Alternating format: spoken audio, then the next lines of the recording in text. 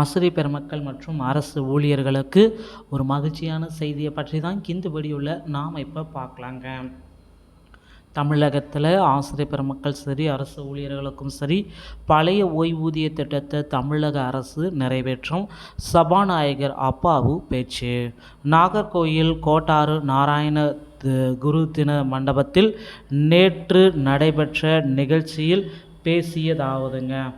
முதலமைச்சர் காலை சிற்றுண்டி திட்டத்தை தற்பொழுது அரசு நிதி உதவி பெறும் பள்ளிகளுக்கு வழங்கிட்டு வராது. அரசு ஆசிரியர்கள், அரசு ஊழியர்களுக்கான பழைய ஓய்வூதிய திட்டம் தேர்தல் அறிக்கையில் குறிப்பிட்டிருந்தது.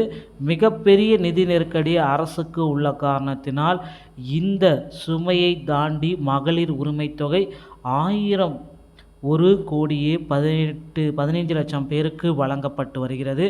எனவே ஒன்றிய அரசு நிதியாக நாம் செலுத்த இருக்கும் வரிக்கு அவர்கள் திருப்பி தருவது ரூபாய்க்கு 29 காசுகள் தான். நமக்கு சரியான நிதி பகிர்வதால் பழைய ஓய்வூதிய திட்டத்தை முதல்வர் அறிவித்து விடுவார். முதல்வர் நிச்சயமாக சொன்னதை செய்து விடுவார்.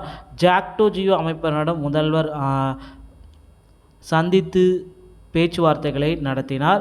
அதில் ஒரு பேச்சுவார்த்தை சுமூகமாக போனதுனால அவங்க போராட்டத்தை நிறுத்திட்டாங்க.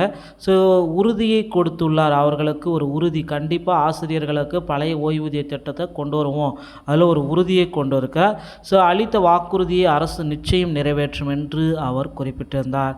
ஸோ பொறுத்திருந்து நம்ம பார்க்கலாம், பழைய ஓய்வூதிய திட்டம் ஆசிரியர்கள் மத்தியில் பெரும் வரவேற்பை பெற்றோம் அப்படின்றத நம்ம எதிர்பார்க்கலாங்க. ஸோ நண்பர்களே, இந்த தகவல் பிடிச்சிருந்தால் நம்ம சேனலோட இணைந்திருங்கள். அடுத்த வீடியோவில் இன்னொரு செய்தியோடு உங்களை சந்திக்கிறேன். நன்றி, வணக்கம், தேங்க்யூ.